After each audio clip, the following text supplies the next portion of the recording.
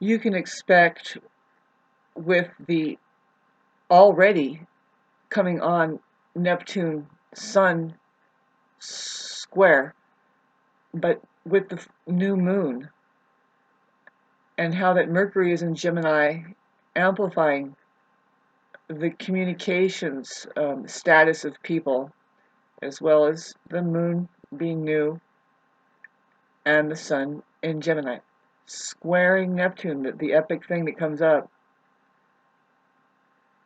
there. The moon will hit more exact than the sun, but the sun will eventually, well, anyway, it's happening right there on the new moon. It's going to just well up within humanity a huge bunch of emotions. It's, we have a society that lives in denial about everything. So then, the emotions that are pushed down, right? Or things left unsaid, or the way that people are so irresponsible on top of being irresponsible. It's just making me reflect. I tried to make a video before this that just ended up in me and yelling at the top of my lungs, just giving the energy to narcissism again, right? But that's what more and more. I mean, that we are to, if we are to solve any problems on this planet, it has to be a boiling down to what's the main culprit here. We already figured it out. You can say within society it's narcissism, but really within the human organism it's the mind. It's kind of weird. Like, why? Well, we don't need to ask why more so than just let's keep looking at it. Yes, the history shows, boy, it's historical, and we can find out the truth about that by weaving through the field of information that is the mind itself trying to deny that it's the problem. That is happening like within and without. See, the environment reflects that whole overlay that the mind is apt to create within anything and every situation. Thanks to money, it's the way you're supposed to be.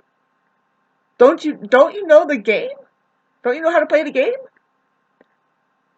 It's so ridiculous. I am just like, okay, when does this ridiculousness, like, when does this stop? Like, when does it, how? See, I'm feeling like, say, okay, so with the Neptune, all the planets, what they're doing, there's a lot of Taurus. Let me just try and pull up. Right now, there's a lot of Taurus in the air, which tells me, oh God. I have enough of Taurus after a while. I'm a moon in Aquarius. It's not saying much. Well, I have part of fortune in Leo. But my part of fortune is in Leo. I don't know. I'm just going to surround Taurus and say, why? Um, Not why, but just if you notice, Taurus is okay. I'm going to give it to Taurus that it's stable. Stability is the word, but we have, okay, after Mercury was in Taurus, that was a silence that nobody could have used right there. I experienced Tauruses personally as being kind of subdued, like their calmness, is just too, like it's just stone. It's like it's a rock, and it's boring, right? Okay, so it's Earth. It's like, okay, but Capricorn can handle it. But um, what I really mean is, it's like, well, it's too rigid. It's too stubborn is the word too. You could say that, as well as stable. I appreciate Taurus, but I look at it, it's like, well, move, you know what I mean? They won't move, It's like, fuck. I guess if that's my Aries rising, but I have part of fortune in Leo. I have a lot of Venus too. I have Libra there. That's a quincunx with, even though we're cousins, Taurus and Libra, it's still like an oil-water mix. I'm looking at this too much inactivity, too much just giving into the senses, um, intaking, consuming, and consuming. It's like, well, when are you going to be outputting? When are you going to be the radiation, or contributing, the contributor into our sensual lives, instead of just because the Taurus is like, I'll take it in, but when it comes to the discipline and to get that expression, I can just be stubborn and wall that off. I don't need to know every little thing, and it's like, well, why not? Miss Mr. and Mrs. Ignorance over there, congratulations, I guess. Where's my Taurus? Well, it's at home in the second house. I just don't have any planets in Taurus, but I like Taurus. We can groove, but who has time for Taurus, right? See, that's the lesson right now with Uranus in Taurus, which is there's going to be an afterburner of that. Like, we're going to see by the time Uranus gets into Gemini, we're going to have an afterburner of the Taurus vibration that it was. And it's like, wait a minute, did you get? Now it's time to communicate. Did you understand that we're supposed to be gardening on this planet? Literally, we're supposed to be growing food, creating a beautiful place to live, not imagined by working a stencil in the system that makes you run in a wheel, sparking along for something, and pay us give us a drop of blood kind of a thing. I'm sorry. Like, working for what? And what is the value of it all? So looking at all of the Taurus in the sky right now, I mean, we have Moon still there. It just moved into Taurus today. Oops, sorry, I'm getting this all wrong, of course. Oh, it's the 14th today. It's the 15th, actually. Hello, how are you doing? And we do have Moon in Taurus. See, it's got to be in Taurus before it hits Gemini. And then we have Jupiter in Taurus, which is a big blown up Taurus. And then we have Uranus in Taurus. So there's a lot of afterburner of Taurus happening. There is a burner of Taurus. I call it afterburner because of the Mercury in Gemini that was just in Taurus. Too much Taurus for me, which means like too much thickness, too thick, too slow, too apt to not say something rather than to say something. So see, it's now time to try and say something, but we have it square. We have the saying something, the field of pardon me, just like that, right? Watch out for the snot. That's Neptune over there. Like, can we get through the filter? What filter are you using to look at reality at? And what I imagine, with this aspect in the sky that's going to come to fruition here, Mercury is trying to get there. It goes to 11 degrees on Sunday is when we have the new moon concern. Really, it's Sunday that I can see that it's more exact, maybe before noon or something, but it squares Neptune. So Mercury hits 11, Venus hits 11, Leo, Venus, Gemini, Mercury. The Mercury and Gemini, see, these squares to Neptune, babes, is it makes me see, as a Neptunian person who has a trine, more and more I can see, okay, what's going to flare up, especially because the Gemini planets are mercurial. It's of the mind. See, people who have difficulty anyway with their minds and how to take command over their minds, rather than their minds having just led them on into God knows where. They're not locative of reality. They can't be. They cannot be that.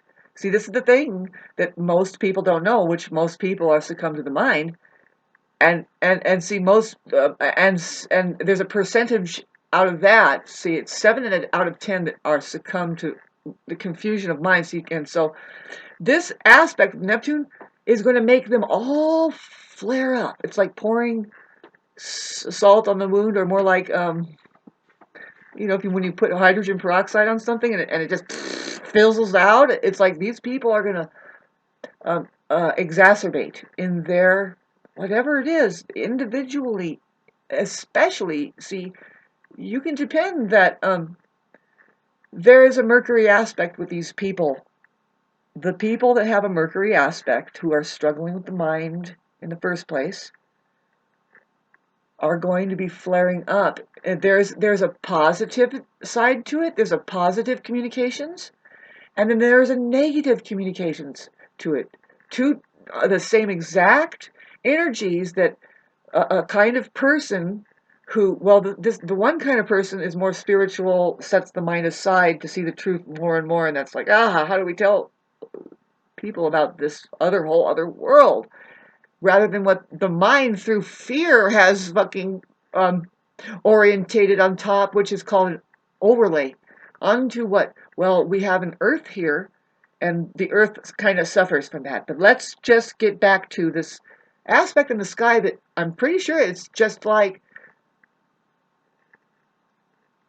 it's testing out those wires within people, their mentalities, right? And so the people that have the Mercury aspects that are, it could be a prominent. Now, if they don't have a handle on it, which most people don't, they don't realize your mind isn't reality. Sorry, that's not the boss. The truth is the boss. And the mind cannot ever, ever in a million years embody the truth. If you haven't looked, I mean, if it's an illusion or not, we have these bulbs on the top of our fucking necks that are, it's like we have to understand the nature of this thing. Okay, so very controversial, because if we start to understand it, this is what the people of Beyond Mind can't readily explain to you right now. I mean, of course we can, and we can see something that's probably very simple, and there's a lot being covered up, especially of our superhuman powers and the way that we use that comes from our using our imagination, which to me is just saying, well, it's using the mind. It's programming yourself. It's hypnotizing your own perception. It's really controlling all your senses, right? But that is that nobody qualifies to get into that subject matter. They're all stuttering around in the mind, their beliefs, the way that they haven't fought off that suggestion, to find out, well, what can we really do with our minds, instead of, what is suggested in immediately. It's like, what do we do with this? Did you notice? And it's like something says, you have to do this. Enroll here, go here. It's the public education system, or whatever the suggestion was. And before then, there's strong arming going on. That's what the spirit doesn't like that. The spirit of, let's say, the imagination, which is really truly the human embodiment. Like the universe, why are we so closed off from knowing that any other kind of life can exist? As far as that, because it's the imagination. That's why, and something else has harnessed it and said, no, you can't have that. So thank you for sitting through that, like, kind of rant. What I was originally trying to talk about, the Neptune. See, that's the higher vibration of Neptune, Mercury, Sun, Moon, any of the Neptune. We're going to include Neptune here on the subject matter of being human in the universe. We have mediums through which we express the inexpressible, perhaps, say, like if there is a non-physical experience so that's a can of worms we open up and talk. Well, what do you mean non-physical? Well, talking is a non-physical thing, right? You can't see my words. You can't. I mean, you need sound. Well, you would be able to read my lips, right? But the point being is that you have a light that is your mind that is causing illusion. It's causing all that filtration. Like, say, you don't need a single word to to see what's happening here. You know, the reason why we have talking is because we don't understand something, and it's really important. Like, if you understand something, you can say it, like, simply use these words to celebrate and keep each other upright and say, yes, yay, yes, yes. That's all it is. It's just yes, yes, yes. In and of itself, that's our way that we keep in touch, stay locative of reality. Boy, this is, you know, I have a personal issue going on my life pertaining to whatever irresponsibility that is going on out there that shifts to responsibility. And I don't appreciate it. You know, it's like somehow, okay, so I have to do some kind of ritual that says, you know what, let go of these people that they would rather. It's the Jesus thing again. They would rather hang Jesus up and keep their fucking church alive than to say, you know what, actually, we are a bunch of control freaks, and why are we doing this? Let's actually try and solve a problem here. Solving the problem, boy, you know, it's like, well, did we forget to man up? Who are we working for? You know what I mean? What can we work for? How do we assemble ourselves? I say, let's start with the fact that there's two different kinds of people. No, not narcissists and empaths, but men and women. Whew! What a controversy there. Let me just shut off this